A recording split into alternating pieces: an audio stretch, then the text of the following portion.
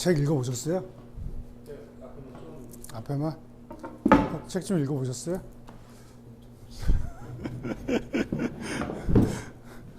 혹시 뭐 보시다가 이해 안 가시는 거 있으면 카톡에 남겨주세요. 네. 오늘 이제 바리스타 세 번째인데 저희 그 계획으로는 오늘이 세 번째니까 이번 주 토요일은 안 될 것 같고 다음 주부터는 목요일하고 토요일 이렇게 하면요. 다음 주가 네 번째 시간이죠. 그 다음에 토요일 날 그럼 다섯 번째 시간 되죠. 그러고 그 다음 주가 이제 여섯 번째 시간, 그리고 이제 일곱 번째 시간 되면 아마 제 생각에 셋째 주에는 바리스타가 끝나지 않을까 싶어요. 그러면은 지금 계획대로라면 오늘까지 좀 하고 진행 상황을 좀 보고 라떼 만드는 거는 그냥 뭐 계속 좀 지속적으로 계속 해야 되는 상황이긴 한데 그거를 이제 뭐 다른 자격증 과정 하는 것처럼 똑같이 그냥 될 때까지 계속 하기는 좀 그렇고 어느 정도 된다 싶으면 이제 좀 다른 거 뭐 브루잉 쪽으로 드립이라든지 모카포트라든지 뭐 사이폰 이런 것도 좀 해보셔야 돼서 그런 걸 좀 같이 해보는 걸로 하고요. 그러면은 다섯 번째 시간, 여섯 번째 시간을 브루잉 쪽으로 한번 해보는 게 어떨까 싶어요. 그래서 오늘하고 내일, 요번하고 다음 시간, 셋째하고 네 번째 시간까지 좀 바짝해서 라떼는 그래도 뭐 멋만 일단 만들면 되니까 네, 그런 걸로 한번 해보죠. 자, 오늘 그라인더고요. 그라인더고 복습을 이제 지난 시간에 했던 건데 저게 이제 그 예전에 안드레 일리가 쓴 그 논문에 보면은 네, 4대 이제 5가지 변수라고 이제 커피 추출의 5가지 변수라고 알려져 있는 건데요. 물의 온도, 수출 압력, 분쇄 굵기, 그다음에 추출 시간, 커피의 양. 저게 이제 뭐 우리나라나 해외에서 그 추출 관련 논문이 나오면은 이제 저런 그 초록 같은 데 이제 많이 나오는 내용들이에요. 그래서 일반적으로 제일 많이 쓰는 커피 추출의 5대 변수라고 하는 거고요. 이제 저거를 어떻게 제어하냐에 따라서 적정 수율 범위에 항상 넣을 수 있는 추출을 컨트롤할 수 있다. 이제 그런 거거든요. 그래서 물의 온도가 높을수록 추출이 많이 일어난다. 과다 추출. 밀도도 좋아질 뿐더러 극성도 좋아지기 때문에 작용력이 좋아진다. 그래서 성분을 빼낼 수 있는 그 작용력이 좋아지기 때문에 과다 추출의 위험성이 높다. 그러니까 이거는 이제 전제가 항상 있어야 돼요. 저 5가지 가운데 나머지 4개의 변수는 항상 정상 추출 범위에 일정하게 고정이 되어 있다는 전제예요. 그러면 이제 요거는 변동이 없는 상태에서 물의 온도만 요거 기준보다 높거나 낮을 때 저런 현상이 일어난다. 이제 그 뜻입니다. 그래서 하나의 변수를 얘기를 할 때는 다른 변수는 변동이 없다라고 해야 이제 그거에 대한 얘기가 되는 거고. 그럼 이제 물의 온도 같은 경우 이제 그렇고 추출 압력 같은 경우는 구기압에서 추출이 일어나야 되는데 기준보다 너무 높은 경우, 그러니까 구기압이 아니라 뭐 예를 들어서 11기압, 12기압 이렇게 되는 경우 압력이 너무 강하게 되면 물이 통과가 너무 빨라지기 때문에 성분을 빼내올 시간이 상대적으로 부족하게 되죠. 이제 그래서 과소 추출이 일어난다. 그리고 성분 과다일 때는 물 통과가 천천히 이루어지기 때문에 성분이 상대적으로 많이 나온다. 이제 그 얘기예요.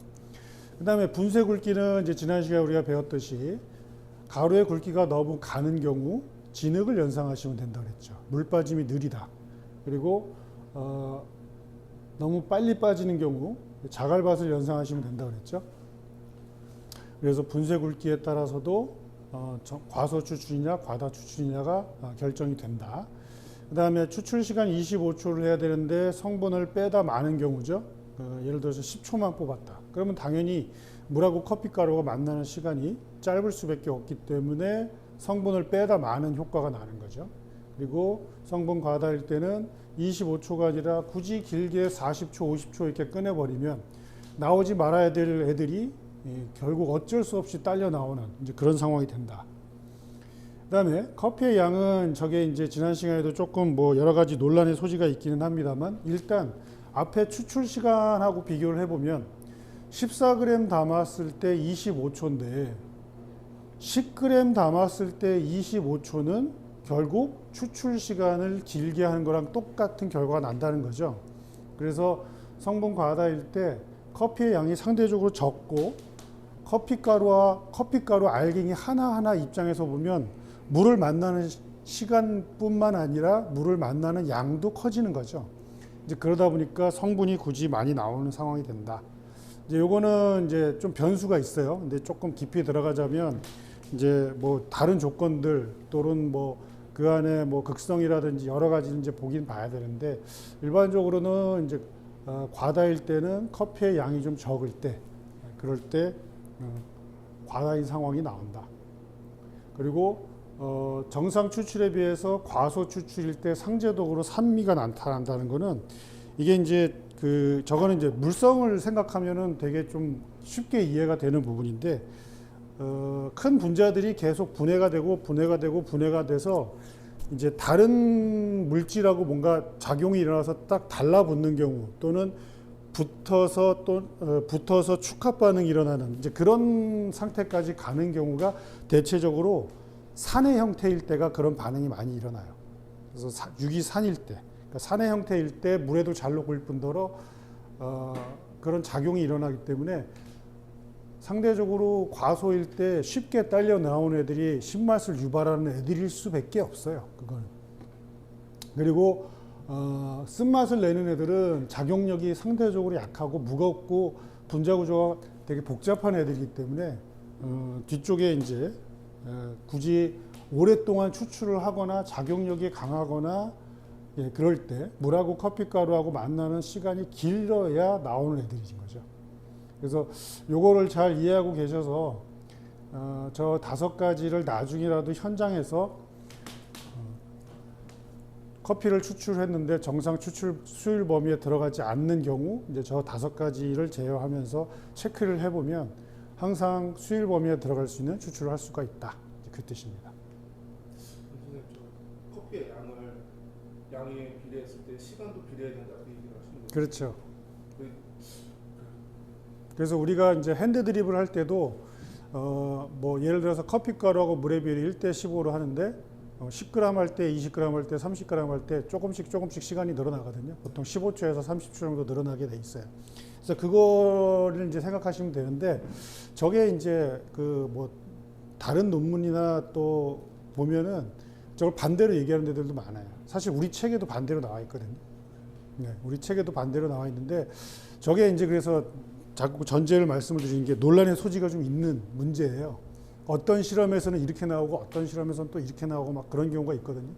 근데 뭐 일단 지금 여기에 로직으로 보면 추출 시간이 이 짧은 경우가 어떻게 보면 이제 25초를 추출을 하는데 25초를 추출할 때 필요한 커피 가루가 14g이라고 이제 저거를 기준을 잡아 놓으면 그러면 커피 가루의 양이 적어지면 25초에 그러니까 25초 눌렀을 때 나오는 물량이 똑같잖아요. 그렇죠? 그러면 커피 양이 줄어들면 비율로 따지면 그 시간도 줄어들어야 물의 양이 줄어들 거 아니에요. 그래서 그 비율을 따지면 저렇게 이해하고 계시는 로직이 맞긴 해요. 근데 그거는 이제 조금 뭐 머신에 따라서 또는 뭐 여러 가지 이제 좀 변수들이 있는데 이제 그거는 이제 나중에 제가 조금 깊이 다룰 때 다시 한번 설명을 할게요. 자, 탬핑 우리 책에 보면은 이제 어느 면에는 15에서 20으로 나와 있는 데도 있어요. 근데 그거는 오타입니다. 그래서 이번에 개정판 나올 때 다 수정을 했고요. 5에서 20 정도 하면 되는데 5kg를 실제로 저울에다 달아서 이렇게 눌러보면 5kg 넘는 건 굉장히 쉽습니다. 그래서 강하게 누르는 게 목적이 아니라 주 목적은 강하게 누르는 게 아니라 수평을 맞추는 게 주 목적이라는 거예요. 그래서 실제로 이제 어느 매장 가면 그 디스트리뷰터라고 이렇게 수평을 맞추는 그 도구가 있거든요. 이제 그것만 돌리고 그냥 추출하는 데들도 사실 꽤 많아요.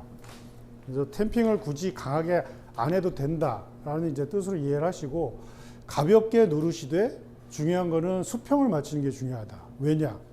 채널링 때문에 그렇다. 한쪽이 기울어지면 추출의 변수가 달라지고 한쪽으로 물 통과가 상대적으로 너무 많아지기 때문에 맛의 밸런스가 깨질 수가 있다는 거죠. 그 다음에 포터필터에 원두를 담을 때 고르게 하는 방법. 이제 손으로 이제 살살살살 치거나 또는 템퍼로 이제 옆면을 탁탁탁탁 치는 이제 그런 형태인데, 레벨링을 할 때는 쌓여 있는 쪽, 그러니까 소복이 쌓여 있는 쪽에 반대쪽을 쳐야 평평해져요. 그 다음에 탬핑을 하고서 태핑을 하지 않는 것이 좋다라고 이제 설명을 드렸죠. 그것은 바스켓 필터 안쪽에 벽면에 붙어 있는 커피 가루를 떨구는 이제 그 동작을 세게 쳐서 이제 떨구는 동작을 태핑이라고 얘기를 하는데, 그거를 할 때 바스켓 필터하고 커피 가루하고 완전히 밀착이 안 되고 떨어질 수가 있기 때문에 그렇다. 그래서 다시 탬핑을 한다 하더라도 완전히 붙지 않을 경우들이 많이 생길 수 있어서 일관성을 위해서는 태핑은 안 하는 게 좋다. 그게 저희 이유 있는 바리스타에 나와 있는 입장입니다. 포터필터를 그룹헤드에 장착하기 전에 열수로 흘려보내는 거. 두 가지 이유가 있는데, 최근에 뭐 개발돼서 나오는 머신들은 사실 그룹헤드에 물이 뭐 과도하게 올라가거나 이제 그런 경우는 거의 없습니다. 열평형 때문에 그런 것들이 잘 되어 있어서 올라가는 경우는 거의 없는데, 사실 주 목적은 샤워 스크린에 붙어 있는 찌꺼기를 일부 제거해주는 이제 그런 그가 제일 큰 목적이에요. 완전히 떨어지진 않아요. 사실 뭐 한 절반 정도 떨어집니다. 그래도 뭐 그나마 그거라도 해야지 앞서 추출했던 커피 가루가 좀 들어가는 것이 좀 적을 수가 있죠. 그 다음에 지난 시간에 해봤죠. 45도를 기울여야 되는 이유. 에스프레소가 양 자체가 적기 때문에 피처에서 나가는 모든 우유에는 거품이 포함된 애가 들어가야 돼요. 그래서 크레마 안쪽으로 쌓여야 되고, 그래야 우유를 부었을 때 잘 뜨는 도화지 역할을 해주는 그걸 만들 수 있다는 거죠. 그러려면 에스프레소에 잔에 담겨있는 에스프레소 양이 워낙 적기 때문에 약간 기울여줘서 수위를 좀 만들어 줘야 걔가 안으로 들어가서 크레마 안쪽 아래쪽으로 이제 쌓여서 윤곽이 그래도 바탕이 그래도 색깔이 좀 진한 상태를 유지한 그런 도화지를 만들 수가 있다는 거죠. 그래서 채워주고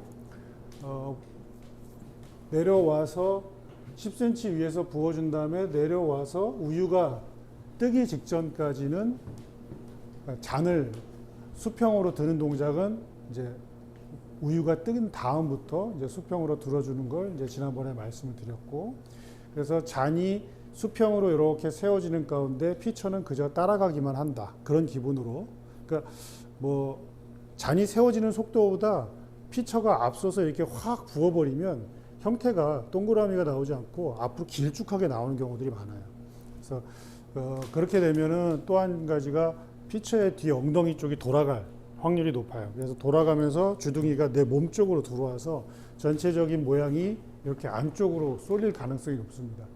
그래서 요 경우에서 이제 하셔야 될 게, 기억하셔야 될 게, 잔이 수평으로 세워지는 가운데 피처는 그저 따라가기만 하는 느낌으로 간다. 그래서 같은 속도로 얘가 피처가 이렇게 잔에 딱 붙었을 때, 그러면 얘하고 얘는 이제 한 몸이 돼서 얘가 이렇게 들어지는 가운데 피처는 그저 그 각도대로 이렇게 따라가기만 하는 거예요. 그래서 인위적으로 막 이렇게 막 부으려고 하지 마시고 그냥 따라가기만 한다. 안에 우유가 남아 있는 것을 뭐 예를 들어서 막 이렇게 턴다든지, 뭐 들어서 이렇게 쭉 짜내려고 한다든지 이제 그런 동작은 하시지 않는 게 좋고, 사실 안에 이렇게 이 잔을 이렇게 수평으로 세웠는데 안에 있는 우유가 다 빠져나오지 않았다는 것은 그 전에 들어가야 될 거품이 안 들어간 거예요. 그러니까 거품이 제대로 섞이지 않았든지 크레마 안정화를 할 때 들어갔어야 되는 우유와 거품이 안 들어갔기 때문에. 그거는 왜 그러느냐? 이제 너무 조심스럽게 붓는 경우, 또는 우유하고 거품이 있는 면과 없는 면이 내가 뭔가 생각을 하느라고 주의해야 될 점을 생각하다가 보면 이게 분리가 되거든요. 그 분리된 상태로 그냥 붓게 되면 위에 있는 거품은 그대로 남아 있고 아래에 있는 우유만 쭉 떨어져요. 이제 그러면 위에 거품만 쭉 남게 되죠. 그러면 나중에 털게 돼요. 그거를. 그래서 실습을 하실 때 뭔가 이제 주의사항 같은 거를 내가 정리를 하고 생각을 정리를 했다. 그러면 들고 있던 피처에 거품하고 우유하고 이렇게 자꾸 섞어주세요. 그래서 완전히 섞여서 전체적으로 거품이 고르게 퍼진 상태를 유지한 상태에서 부어주는 게 좋습니다.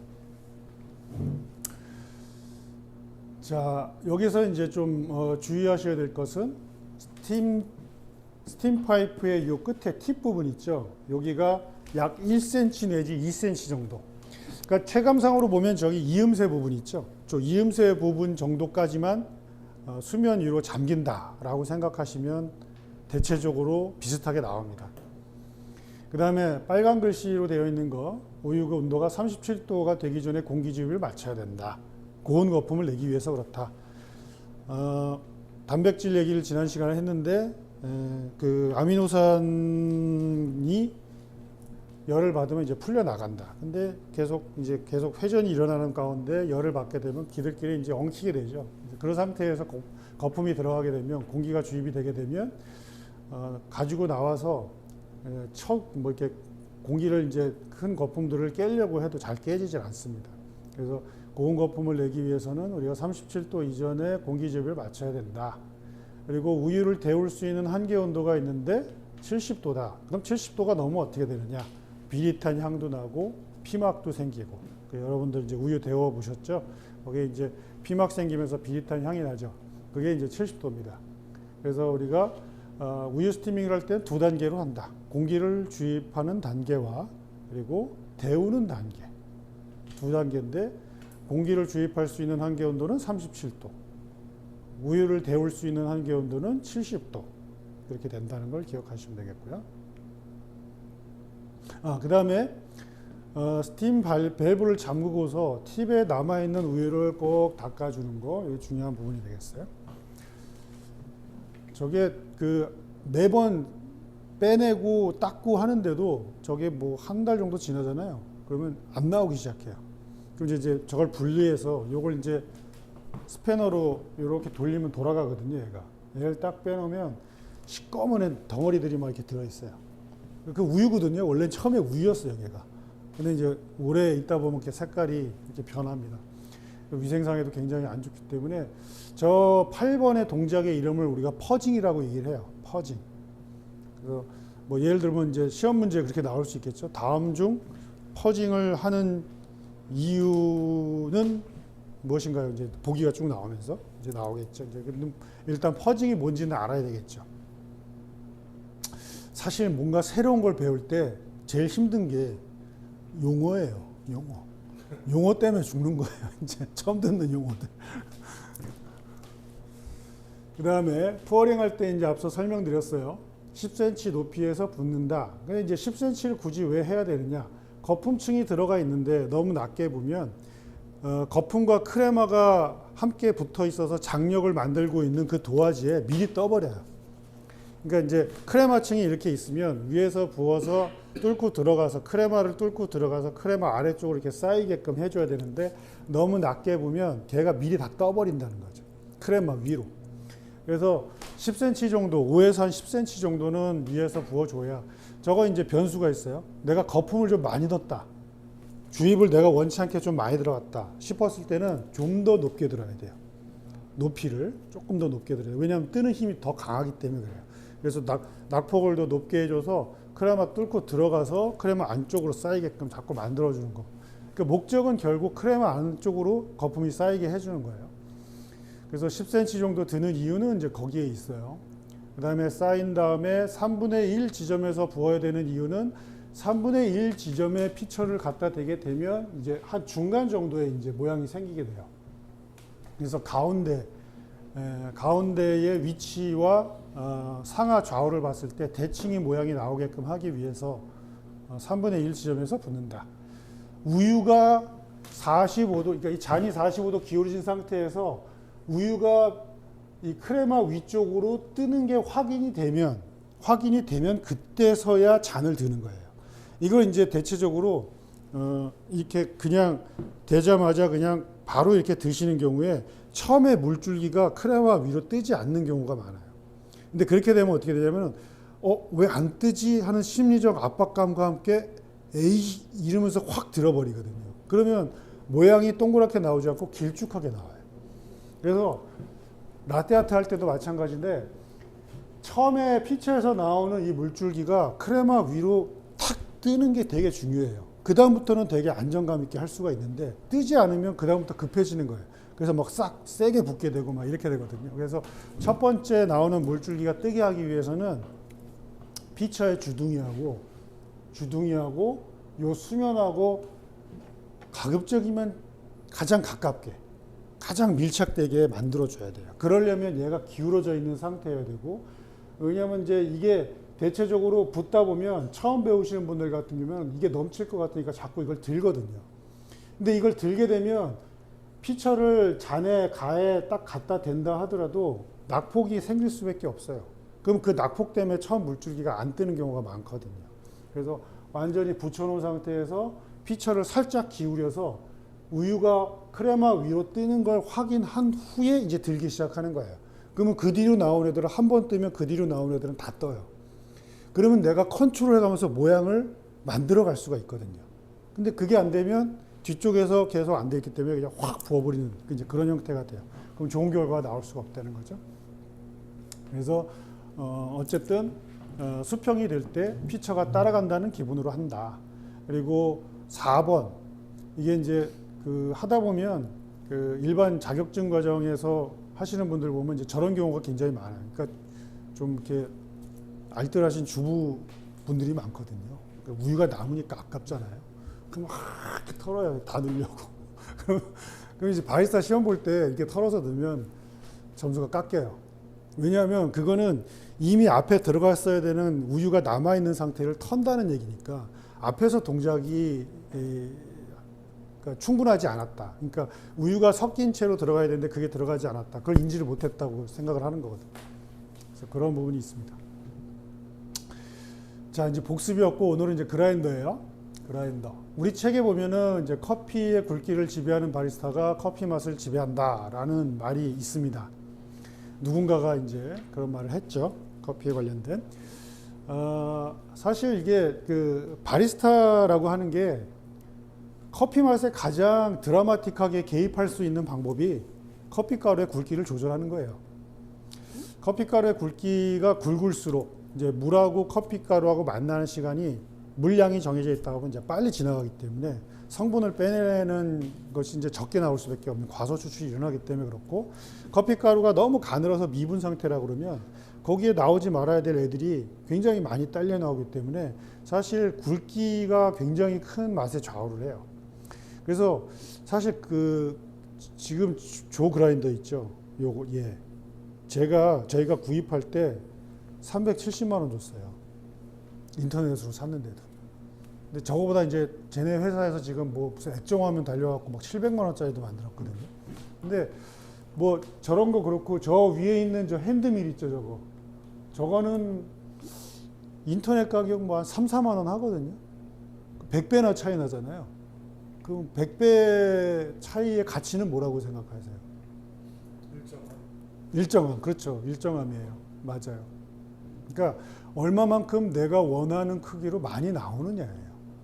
그러면 이제 예를 들어서 뭐 저 머신하고 한 뭐 150만 원 정도 하는 머신이 있는데 두 개를 갖다 놓고 맛을 테이스팅 하잖아요.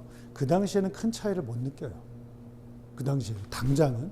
근데 그거를 계속 하루 이틀 3일 계속 먹다 보면 그 차이가 느껴지기 시작합니다. 이제. 그 미세한 차이가. 그러다 보면 이제 나중에 후회를 하죠. 더 주고 저걸 살 걸. 매장에서 보통 그래서 어쩔 수 없이 저걸 사는 이유가 그래서 그래요.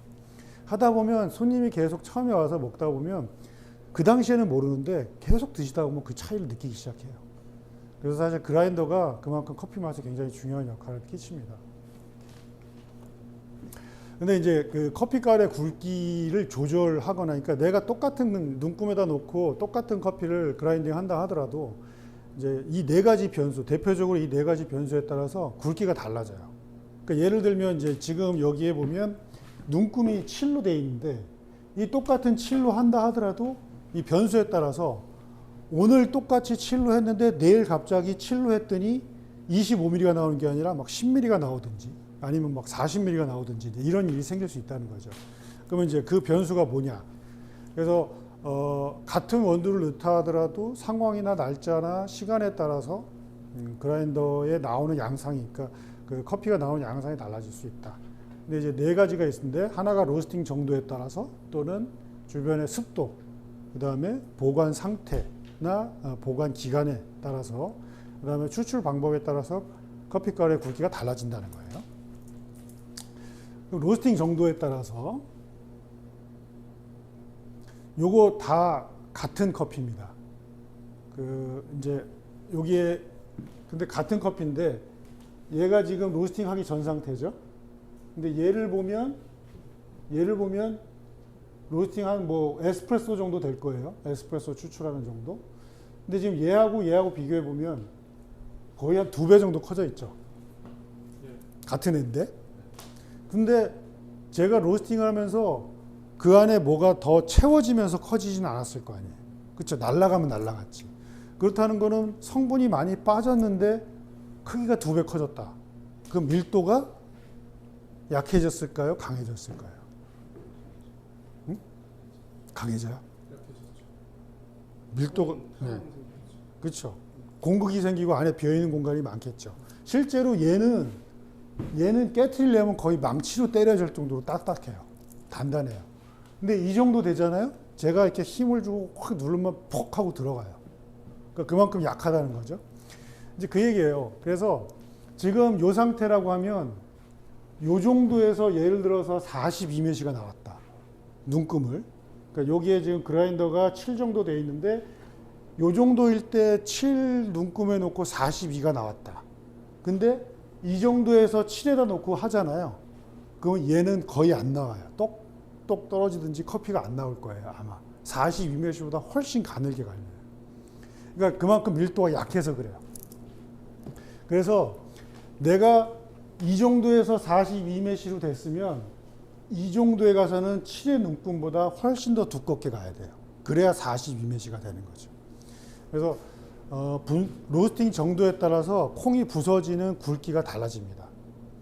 그래서 로스팅 정도가 진할수록 굵기 조절을 더 굵게 가져가야 내가 원하는 굵기가 나와요. 그럼 반대로 이제 밀도가 강한 쪽으로, 라이트 로스팅 하는 쪽으로 가게 되면 더 곱게 갈아줘야 되겠죠. 그렇죠? 그래서 우리 그 로스터가 에스프레소용이라고 볶아서 가져왔는데 똑같은 콩이라고 하는데 어제 로스팅해서 가져온 것과 오늘 로스팅해서 가져온 게 분쇄도가 똑같을 수가 없겠죠. 조금은 다를 수밖에 없어요. 더더군다나 에스프레소 같으면 더더욱 그래요. 에스프레소는 강한 압력을 주어서 짧은 시간에 뽑아내기 때문에 미세한 차이로도 큰 결과가 나타납니다. 그래서 그런 부분, 그래서 이 볶음도에 따라서도 이 나오는 양상이 달라질 수가 있기 때문에 매일 아침 굵기 조절을 해서 25초에 25mm가 나오게끔 맞춰주는 거예요. 그거는.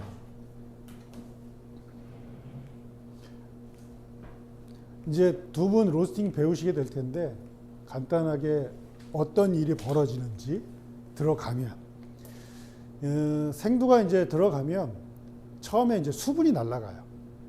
수분이 쫙 날아갑니다. 이건 이제 우리 요리하는 거랑 똑같아요. 뭐 고기를 넣건 생선을 넣건 야채를 넣건 팬에 딱 올리면 처음에 칙 하면서 수분이 쫙 날아가죠. 그 수분이 열을 이제 뺏어가는 거예요. 기화를 하는 거죠. 이제 그렇게 해서 어느 정도 열이 빠져나가서 뭐 한 7, 80% 정도 열이 빠져나가, 수분이 빠져나가기 시작하면 그때부터 본격적인 구이가 일어나는 거죠. 조직이 있기 시작하는 거예요. 그걸 이제 우리가 마이야르 리액션이 시작된다. 노란색으로 변한다. 이렇게 얘기를 하죠. 고기도 그렇고 생선도 그렇고 이제 노릇노릇해지는 지점이 있죠. 이제 그게 쉽게 얘기하면 탄수화물과 단백질이 만나서 맛과 향이 결정되는, 형성이 되고 있는 과정이죠. 이제 그러고 나면 170도 정도가 되면 이제 단백질과 탄수화물이 만나는 것이 아니라 탄수화물 자체 당 성분이 지가 멜라노이딘이라는 색소로 변하는 과정이 들어가요. 그 이제 캐러멜라이제이션이라고 하는데 선생님 달고나 해보셨어요? 네. 그거랑 똑같은 거예요. 달고나. 그래서 그런 일이 벌어진다. 이건 이제 나중에 로스팅할 때 자세히 배우게 될 거니까 간단하게 넘어갈게요. 그리고 나서 우리가 1차 크랙이라고 팝콘 터지듯이 탁탁탁탁 터지는 지점이 옵니다. 보통 우리가 커피를 먹을 수 있는 지경까지 간다 그러면 저 1차 크랙은 지나야 돼야 먹을 수가 있어요. 먹는 지경이 돼요. 그 1차 크랙 전에 먹게 되면 너무 풋풋함이 많아서 먹기가 힘들어져요. 그리고 1차 크랙이 지나고 나면 이제 2차 크랙까지 있어요. 두 번, 한 번 터지고 두 번 터지는 지경이 오는데 뭐 어쨌든 뭐 우리 로스팅 할 때 이제 자세히 설명을 할 텐데 1차 크랙, 2차 크랙 이렇게 지나면서 공극이 넓어진다. 그래서 전체적으로 보면 생두일 때보다 가면 갈수록 점점 부피가 팽창하고 있다. 성분은 빠지고 있지만 부피는 팽창하고 있다. 그래서 뒤로 갈수록 더 잘 부서진다. 그 정도 이해하고 계시면 되겠고요. 그 다음에 습도에 따라서도 바뀐다. 굵기가 습도에 따라서도 바뀌어요. 이거는 이제 예를 들어볼게요. 이게 제가 여기 있을 때인데 2년 전인가 진짜 비가 엄청나게 온 날이었어요. 밤새 비가 왔어요. 그 시기가 딱 이 정도 시기였는데 그때도 장마철이었고 밤새 비가 왔는데 아침에 이제 제가 수업이 있어서 딱 왔어요. 근데 이제 바리스타가 이제 좀 배웠던 바리스타가 이제 왔어요. 그래서 물어볼 게 있다는 거예요. 그래서 뭐냐 그랬더니 어제 멀쩡하게 팔던 원두가 보관을 잘 해놨다고 생각을 하고 다시 넣었는데 안 나온다는 거예요. 똑똑 떨어진다는 거예요. 그래서 이제 이유를 모르겠다 그러는 거죠. 이제 그거는 이유는 뭐냐면은 이 친구가 마감할 때 이 호퍼에 있는 원두를 이제 봉투에다가 담아서 지퍼백을 이렇게 쫙 담고 아래다가 쫙 보관해 놓고 집에 갔다고 생각을 했어요. 근데 마감을 했던 친구가 이 봉투를 제대로 안 닫았어요. 요만큼 떠 있었어요. 밤새 비가 왔거든요. 진짜 호우주의보가 될 정도로 비가 엄청나게 왔어요. 근데 앞에 이제 우리가 로스팅을 하고 나잖아요. 그러면 그 원두의 수분 상태가 2% 미만으로 떨어져 있는 상태예요.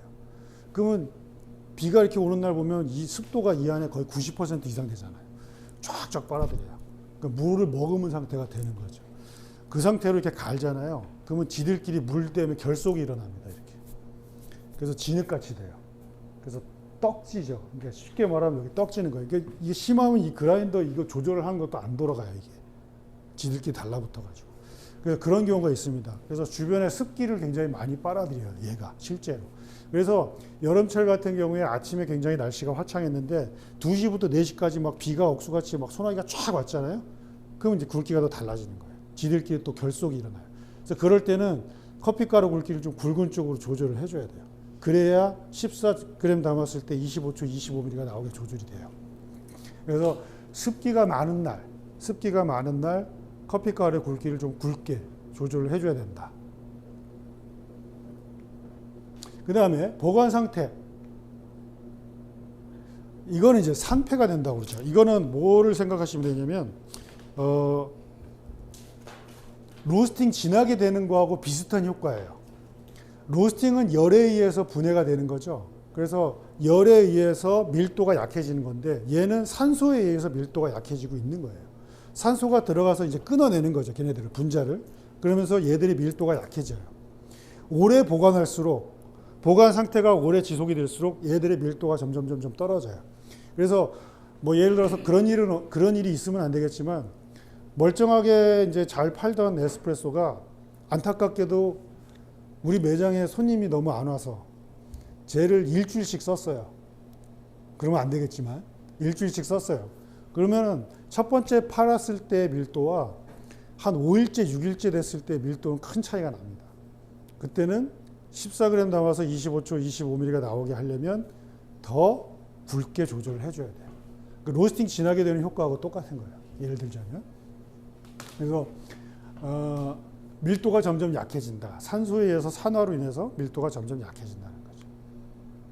그리고 산패에 대해서 좀 설명을 드리면 우리가 이제 오랫동안 그 공기하고 또는 물하고 노출이 돼서 원두가 먹을 수 없는 상태로 돼서 지방이 변성이 일어나고 비릿한 향이 나면서 이취가 나는 이제 그 현상을 우리가 산패라고 얘기를 하는데, 사실은 이제 저 산화가 일어나는 게 가장 큰 영향을 주는 거는 물입니다.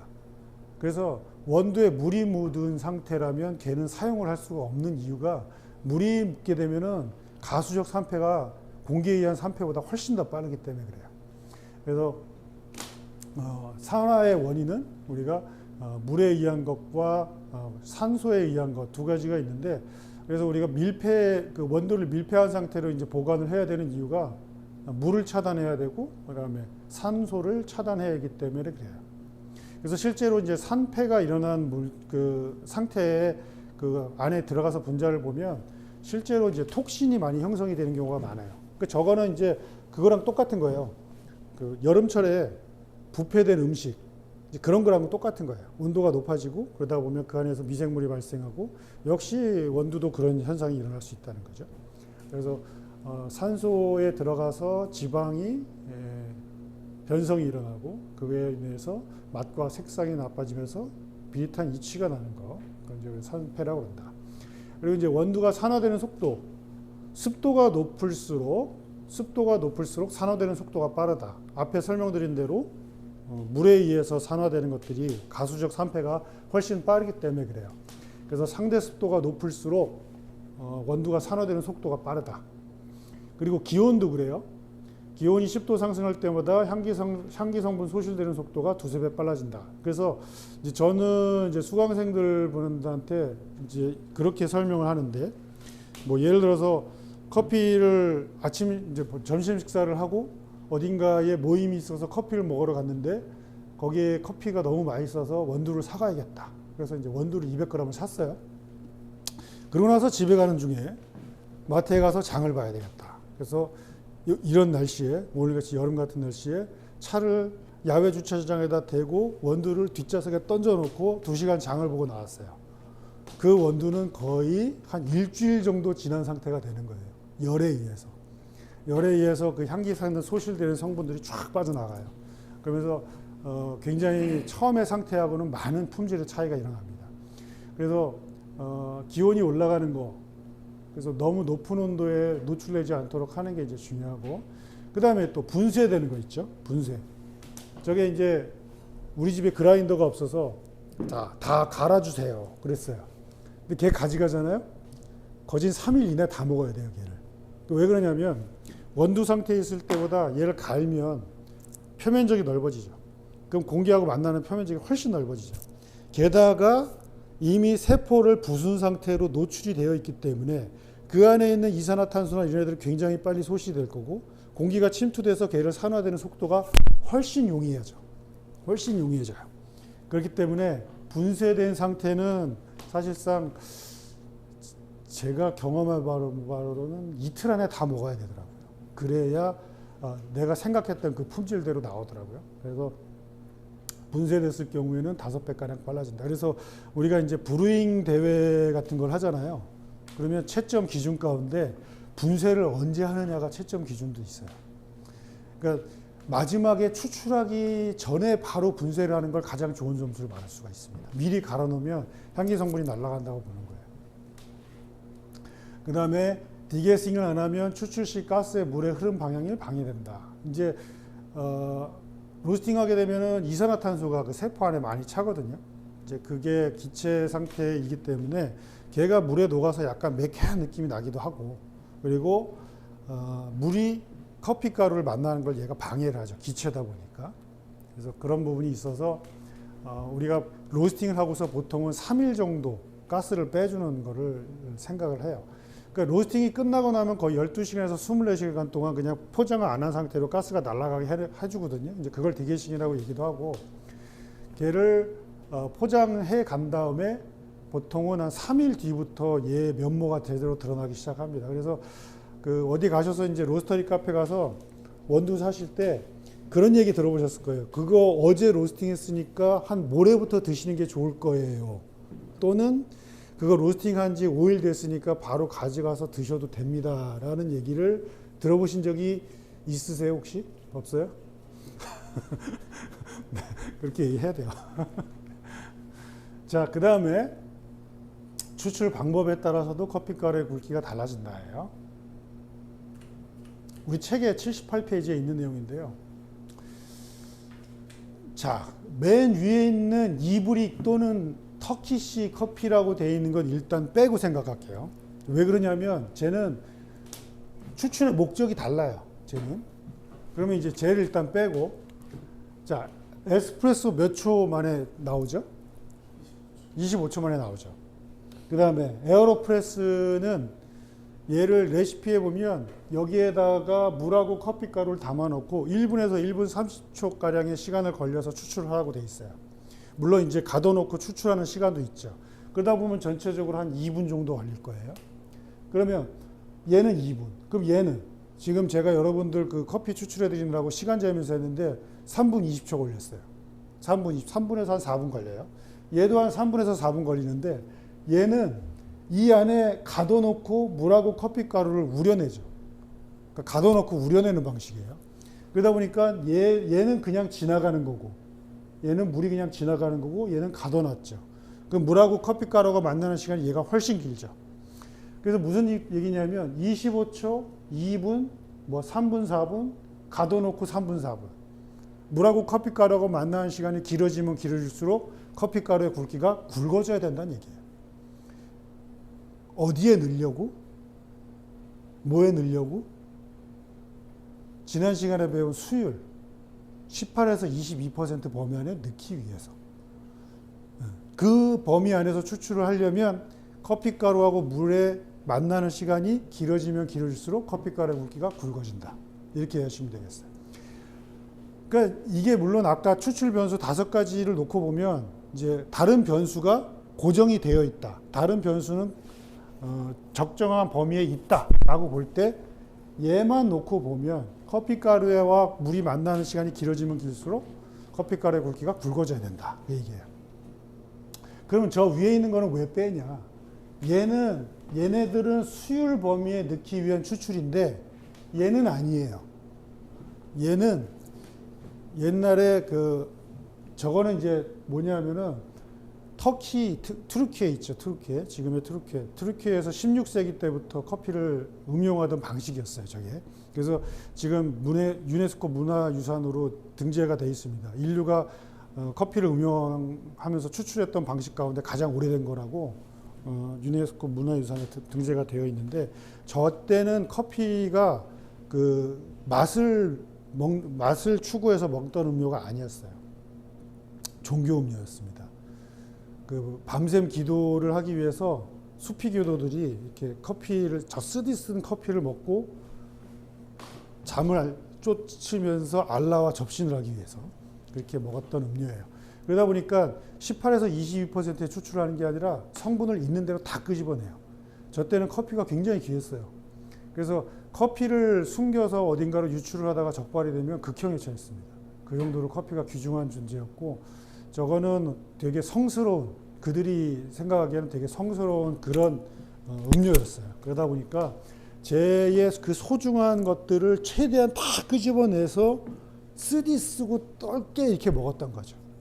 그래서 쟤는 밑에 하고 추출하는 목적이 다르기 때문에 논외로 쳐야 됩니다. 그래서 제일 곱게 가는 이유가 성분을 최대한 끌어내기 위해서. 성분을 최대한 끌어내기 위해서 제일 곱게 갈면서 끓여요. 부글부글 끓여요. 그러니까 성분이 많이 나올 수밖에 없죠. 그 다음에 그라인더예요.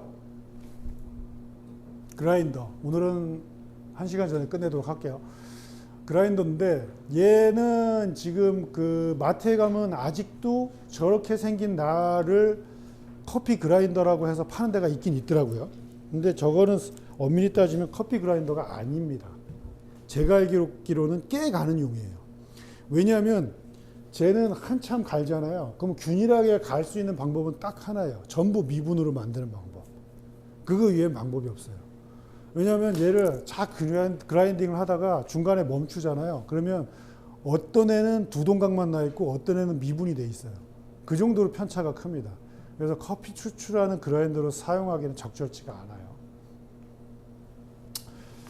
그래서 그라인더는 대체적으로 이렇게 두 가지입니다. 날의 모양에 따라서 나누고요.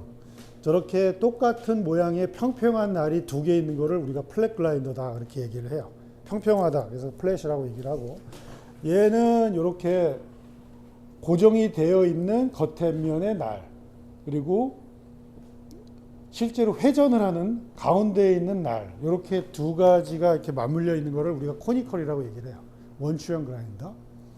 그래서 제 쪽에 있는 거는 똑같은 플랫이 이렇게 맞물려 있으면서 요 간격을 조절을 하는 거예요. 그래서 올렸다 내렸다 올렸다 내렸다 하면서 굵기를 조절하는 거를 우리가 플랫 그라인더라고 얘기를 하고, 얘는 겉면은 고정이 되어 있고 얘가 올라갔다 내려갔다 이렇게 조절을 할 수가 있어요. 그래서 얘하고 얘의 두 날의 간격 요 사이로 굵기를 조절하는 그런 방식이에요. 차이점은 플랫 그라인더가 속도가 굉장히 빠른데 고르게 분사가 더 잘 되고 분쇄가 잘 되고, 근데 이제 마찰열이 심하다. 그래서 쟤는 이제 좀 바쁜 매장 같으면 그라인더를 한 2개, 3개씩 놓고 씁니다. 바쁜 매장 같으면 열 때문에 열에 의해서 향미 손실이 있을 수가 있기 때문에 그래요. 40도가 넘어가면, 그러니까 엄밀히 따지면 42도가 넘어가기 시작하면 그 안에 향기 성분에 소실이 일어나거든요.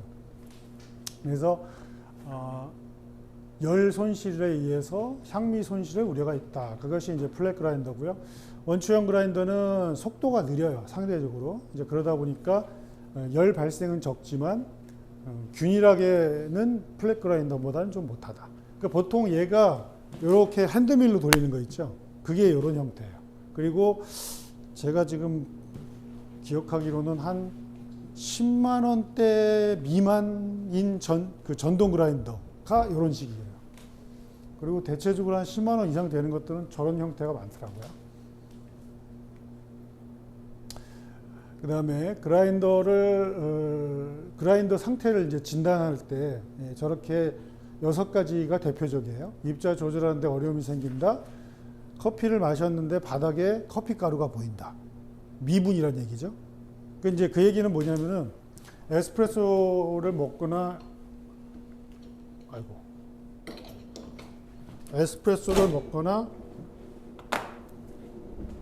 아메리카노를 드셨는데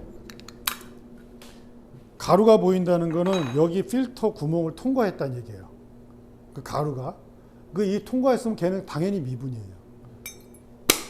그럴 때는 이제 미분이 많이 나온다는 거는 그라인더 날이 마모가 많이 됐다. 그래서 미분이 많이 나온다. 그렇게 판단할 수 있는 거죠. 그 다음에 그라인더가 쉽게 뜨거워진다. 똑같은 분쇄도로 갈아야 되는데 마모 상태가 심하다 보니까 한 번만 지나가면 될 걸 2번, 3번, 4번 지나가야 되니까 열이 생길 수밖에 없죠. 그 다음에 뭉툭해져 있고 날이 많이 마모가 된 상태니까 당연히 버가 반짝거리죠. 저 이제 마감할 때 저걸 딱 분리해 보면 되게 맨질맨질하고 막 번쩍번쩍거리고 그런 면이 있어요. 그러니까 많이 마모가 되면. 그래서 색깔이 달라집니다. 그러면 위에 있는 원인 때문에 커피 퀄리티가 당연히 달라지겠고, 그라인더 자체에서 기리릭 막 이런 소리가 나요. 그래서 그때는 이제 갈아줄 때가 됐다. 그 다음에 저희는 이거를 쓸 일이 없는데, 예전에는 많이 썼어요. 이게 이제 도저라고 하는 곳인데, 얘는 지금 자동 그라인더라서 그 도저가 없는데, 이렇게 원통형으로 중간에 이제 커피 가루가 한번 거쳤다가 나오는 곳이 있어요. 예전에 이걸 많이 썼는데, 이렇게 보통 이제 이렇게 원통형으로 되어 있고요. 여기에서 커피가 이렇게 갈려 나오면 여기에 이렇게 수북히 쌓여 있습니다. 근데 이걸 왜 만들어 놨느냐? 이게 이제 방이 나눠져 있어요.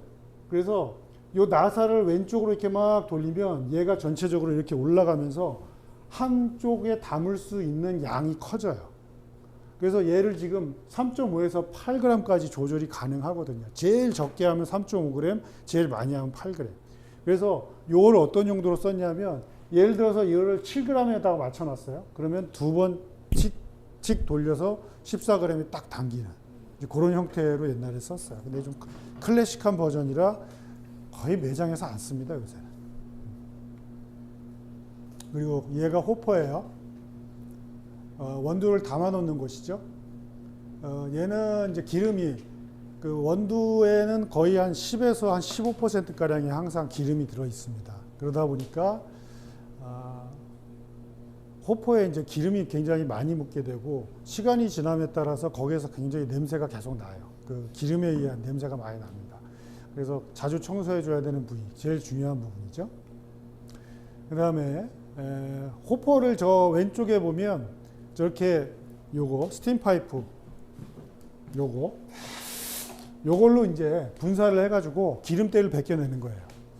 이제 저거는 지난 시간에 이제 우리가 마감할 때 잠깐 말씀드렸죠. 사용량이 적을 때 저렇게 할 수 있다. 그리고 이렇게 호퍼가 있는 경우에 이 안에 이렇게 가루가 굉장히 많습니다. 그래서 여기에 붙어 있는 애들, 막 이런 애들 있죠. 이런 애들 다 기름에서 붙어버린 애들인데 쟤들을 이제 자주 닦아줘야 커피의 품질이 좋아질 수가 있다. 이제 저런 애들이 어느 날 갑자기 툭 하고 떨어지면서 손님에게 추출해 드려야 되는 그 에스프레소에 툭 들어갔다고 생각해 보세요. 끔찍한 맛이 나죠. 그 다음에 여기에 보면 이제 그라인더예요. 얘 그라인더는 지금 얘도 마찬가지인데 이 호퍼 들어 올리고 얘를 분리해 놓고서 그냥 시계 반대 방향으로 계속 돌리잖아요. 그럼 빠져요. 이렇게 쑥 빠져요. 그래서 이제 마감을 하는 겁니다. 그 안에 있는 가루, 미분 털어주고 특히 이렇게 피스가 이렇게 있는 부분 있죠. 여기에 들어가 있던 미분들이 어느 날 갑자기 툭 하고 떨어져서 나와요. 그럼 또 그 맛은 또 굉장히 끔찍해지는 거죠. 자, 이거는 이제 지난 시간에 라떼 제조하면서 해봤던 거예요. 그림 그리기 도화지 작업을 해준다. 앞에 설명드린 내용입니다. 그래서 피처에서 나오는 우유에는 항상 거품이 들어가 있는 애가 나와야 된다. 그래서 너무 조심스럽게 붓는 경우 거품이 없는 애가 그냥 들어갈 수가 있기 때문에 항상 너무 조심스럽게 붓는 것은 좋지 않다. 그래서 어느 정도 내 손가락 굵기 정도는 되게끔 우유가 나와야 거품이 포함된 애가 나온다는 거죠. 잔을 기울여서 붓는 이유 계속 말씀드립니다만 피처의 주둥이하고 수면하고 가까울 때 우유가 잘 뜬다. 그리고 이렇게 기울어지게 되면 이렇게 기울어지게 되면 얘가 딱 부었을 때 여기에서 붓는 거는 수위가 깊어서 아무래도 떨어지는 힘이 강하지만 이렇게 가깝게 붓는 경우 수위가 낮기 때문에 얘가 들어가다가도 이렇게 떠서 가는 경우들이 굉장히 많습니다. 그래서 기울이는 이유는 두 가지가 있다. 최대한 밀착시켜야 되는 거, 그리고 수위가 낮은 쪽에 붓게 되면 오히려 뜨는 힘이 더 강해질 수 있다. 그리고 낙폭이 크면 가라앉고 낙폭이 작으면 쉽게 뜬다. 요거는 넘어갈게요. 요거는 넘어가고, 그 다음에 우유 스티밍을 할 때 팁이라고 할 수 있는 거는 뭐냐면 혼합 과정을 길게 가져가면 돼요. 그 얘기는 뭐냐면 공기를 치익 넣었잖아요. 그거를 최대한 빠르고 강하게 넣고 혼합하는 과정, 데우는 과정 있죠. 그걸 길게 하면 돼요. 그래서 제가 알려드리기로는 우유 거품을 넣는 거는 37도가 되기 전까지 우유 거품을 넣을 수 있습니다지 37도가 될 때까지 계속 거품을 넣으시라는 얘기는 아니에요. 그러니까 그냥 단편적으로 말씀드리면 어떻게든 차가울 때 넣는 것이 유리합니다. 차가울 때 내가 원하는 양의 거품을 빨리 집어넣는 게 중요해요. 그러고 나서 데우는 기간을 길게 가져갈수록 우유가 고와져요. 그 다음에 푸어링 할 때 주의해야 될 점, 요 잔의 손잡이하고 피처의 손잡이하고 이렇게 직각이 되게끔 만들어 주는 거, 그게 일단 중요하고, 피처가 부으면서 이렇게 돌아가지 않도록 하는 거, 그게 중요합니다. 그 잔을 이렇게 안쪽으로 잡아야 되는 이유, 이 손잡이가 이렇게 내 몸 쪽으로 와야 되는 이유는 지난 시간에도 설명을 드렸다시피 손님 앞에 이렇게 서빙이 딱 됐을 때 내가 라떼 아트를 하든 하트를 그렸건 간에 손님이 봤을 때 정위치에 딱 서 있어야 돼요. 그렇기 위해서는 이 피처의 손잡이가 오른손잡이 기준으로 내 몸 쪽으로 와 있어야 그게 가능해집니다. 자, 컵이 기울어지는 경우, 피처가 기울어지는 경우. 그러니까 피처가 기울어지는 경우라는 건 뭐냐? 요렇게 되거나 요렇게 되는 경우를 얘기하는 거예요. 요렇게 되면 모양이 안쪽으로 쏠려요. 요렇게 되면 바깥쪽으로 쏠립니다. 그래서 얘가 너무 과도하게 힘을 주거나 움켜쥐는 경우 그렇게 돌아갈 수가 있어요. 그래서 그런 부분을 좀 주의하시면 되겠고, 피처의 뒤쪽이 돌아가는 경우는 말씀드린 대로 이게 팔꿈치가 많이 들리게 되면 피처의 뒤쪽이 돌아가요. 그래서 그런 부분도 주의하시면 되겠어요. 자, 잠깐 쉴게요. 10분만 쉬었다가 오늘도 실습 하겠습니다. 1시간 이상 하면 굉장히